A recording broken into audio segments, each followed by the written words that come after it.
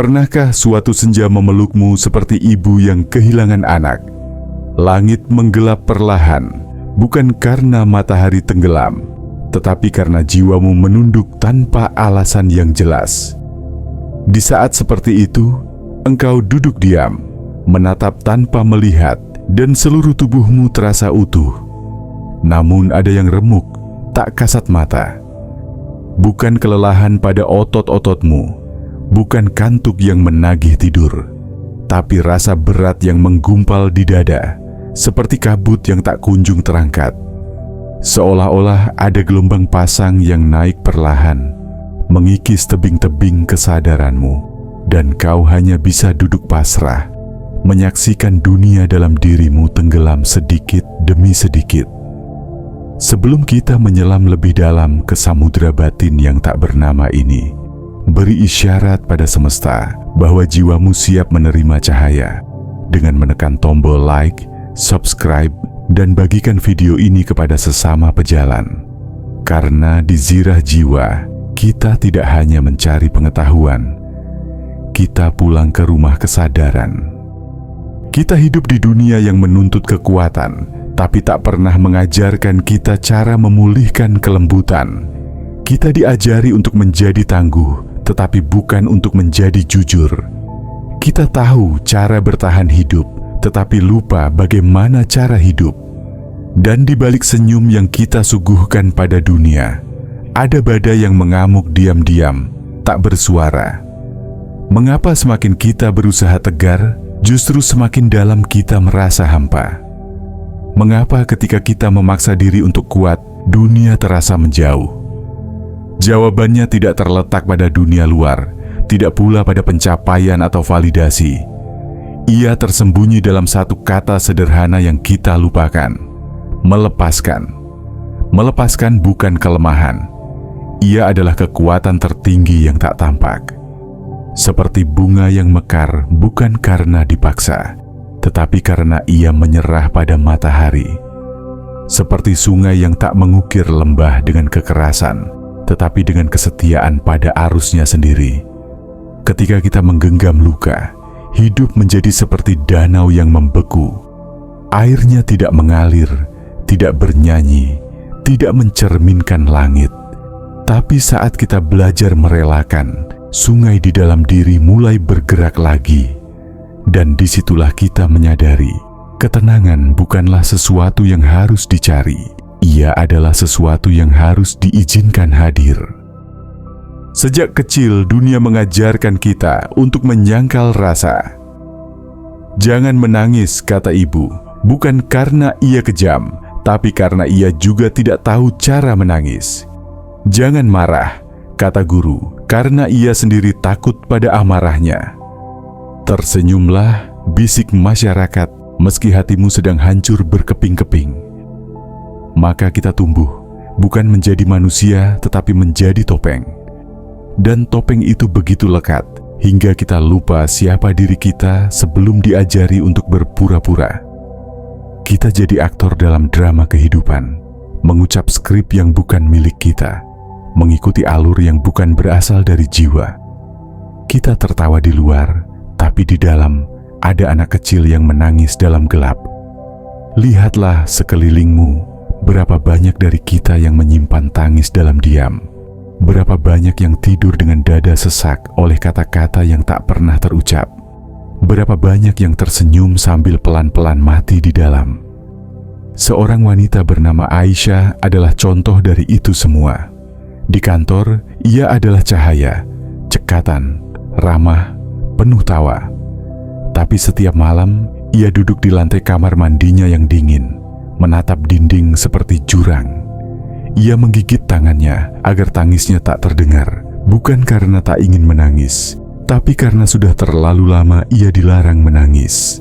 Ia menyimpan luka pada ayah yang pergi tanpa pamit, menyimpan malu pada tubuh yang selalu dianggap tak layak, menyimpan takut akan cinta yang mungkin datang hanya untuk pergi. 30 tahun ia mengurung semua itu dalam sangkar dadanya. Hingga suatu hari, tubuhnya berkata cukup. Tangannya gemetar saat presentasi penting. Dokter tak menemukan penyakit, Tapi tubuhnya tak butuh diagnosis. Ia hanya ingin didengar. Ia hanya ingin diizinkan untuk jujur. Apa yang kita pendam tidak pernah mati. Ia bersembunyi di balik otot, di balik sistem imun, di balik pikiran yang cemas. Ia menjadi gangguan yang halus, menjadi mimpi buruk yang samar, menjadi kelelahan yang tak bisa dijelaskan. Dr. David Hawkins menyebutnya hukum akumulasi emosional. Setiap emosi yang tidak dihadapi akan menjadi racun yang perlahan-lahan menggerogoti kehidupan. Bayangkan dirimu seperti bejana air. Setiap emosi yang kau tekan, kau tambahkan setetes air ke dalam bejana itu. Kau kira kecil, kau kira tak masalah. Tapi suatu hari, setetes terakhir akan membuat semuanya tumpah. Dan tumpahan itu bisa berupa amarah tak terkendali, kecemasan yang tak beralasan, bahkan depresi yang tak diketahui dari mana asalnya. Tapi apa solusinya? Apakah kita harus menjadi lemah, menangis di jalanan, mengumbar kesedihan? Bukan itu. Solusinya adalah kejujuran. Solusinya adalah keberanian untuk duduk bersama rasa, seperti sahabat lama yang kembali pulang. Ketika engkau duduk dalam hening dan bertanya, apa yang sebenarnya kurasakan?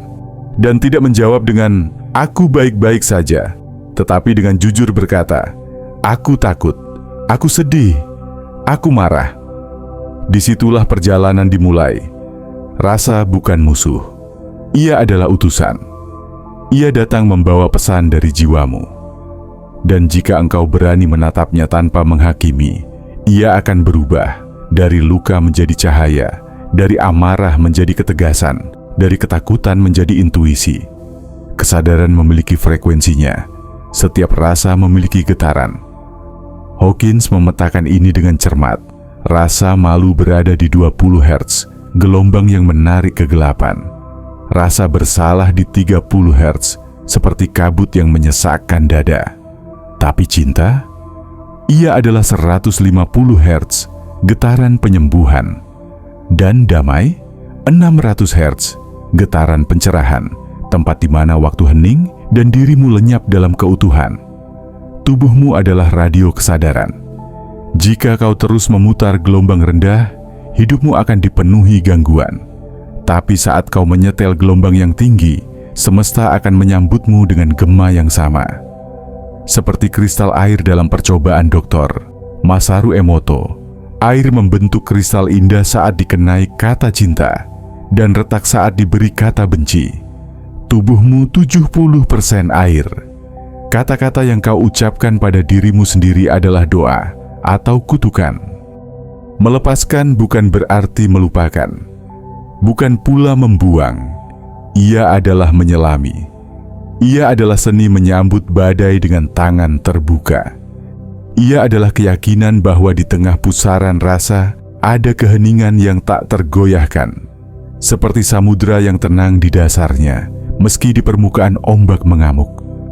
Saat engkau duduk dalam gelap dan tak ada yang memahami, itulah saat jiwa sedang berbicara. Ia tidak ingin kau kuat. Ia ingin kau hadir. Ia ingin kau menyentuh luka itu dengan kasih, bukan dengan penyangkalan. Karena luka bukan untuk disembunyikan. Luka adalah tempat di mana cahaya masuk. Bayangkan engkau seperti daun yang jatuh ke sungai. Kau bisa menggenggam batu, berharap tidak hanyut. Tapi itu hanya membuatmu tenggelam. Atau kau bisa melepaskan dan membiarkan arus membawa tubuhmu ke tempat yang tak terduga. Begitulah hidup bekerja, bukan dengan kontrol, tetapi dengan kepercayaan, dengan keheningan yang pasrah tapi sadar. Dan setelah semua rasa disambut, setelah tangis ditumpahkan, setelah marah dibiarkan membakar dan padam, kau akan sampai di suatu tempat yang tidak bisa dijelaskan dengan kata, ruang hening. Tempat di mana tak ada identitas, tak ada luka, tak ada masa lalu. Di sanalah dirimu yang sejati menunggumu. Ia tidak menangis, tidak marah, tidak memohon. Ia hanya melihatmu dan tersenyum. Kau bukanlah lukamu, bukan pula cerita-cerita yang kau ulang dalam kepala. Kau adalah langit biru yang tak ternoda, tempat segala awan emosi berlalu. Kau adalah ruang di antara dua napas, keheningan antara dua kata, diam yang menyelimuti semesta. Di tingkat ini, kegagalan bukan aib. Ia adalah arah angin yang membawamu pulang. Kritikan bukan luka, tapi cermin yang menunjukkan bayangan. Dan kematian, ia bukan akhir, tapi gerbang menuju kelahiran yang lebih dalam. Seperti kisah Buddha dan ibu yang kehilangan anaknya. Ia mencari biji sesawi dari rumah yang tak pernah mengenal kematian dan tak menemukannya. Tapi dalam pencarian itu, ia menemukan kesadaran. Penderitaan adalah jembatan, bukan tembok. Ia bukan untuk ditolak, tetapi untuk dilewati. Dan engkau yang kini sedang membaca ini, yang jiwanya mungkin retak tapi masih bersinar, ketahuilah, engkau tidak sendiri. Di balik segala kekacauan, ada sebuah revolusi yang sedang terjadi dalam dirimu. Revolusi tanpa darah, tanpa suara, tapi penuh cahaya. Saat kau berhenti melawan hidup, hidup mulai memelukmu. Biarkan benih dalam hatimu tumbuh. Biarkan hujan jatuh dan melembutkan tanah. Biarkan cahaya menyapa wajahmu yang letih. Kau tak harus pergi ke gunung atau biara untuk menemukan kedamaian. Ia ada di sini, dalam desah napasmu, dalam detak jantung yang kau terima tanpa syarat. Kau adalah rumah bagi kedamaian yang kau cari. Kau adalah jawabannya. Bukan karena kau telah sempurna, tetapi karena kau telah cukup hadir. Maka, kembalilah. Pulanglah ke dalam dirimu. Tak perlu membawa apa-apa. Cukup hadir, cukup diam, cukup menyimak getaran jiwa. Dan jika resonansi ini menyentuh hatimu, biarkan gelombangnya menyebar. Like sebagai tanda bahwa kau siap melepaskan. Subscribe sebagai janji untuk terus hadir dalam kesadaran. Share sebagai lentera untuk jiwa-jiwa lain yang masih tersesat dalam gelap. Di Zirah Jiwa, kita bukan hanya penonton, kita adalah pencipta, kita bukan pengikut. Kita adalah pelukis realitas. Sampai bertemu dalam perjalanan berikutnya saat kita menyelam lebih dalam ke samudra kesadaran. Dan ketika nanti kau bertanya, di mana jawabannya? Dengarkan baik-baik, ia tak ada di luar. Ia ada dalam napas yang kau hirup, dalam darah yang berdesir, dalam diam di antara 2 detik.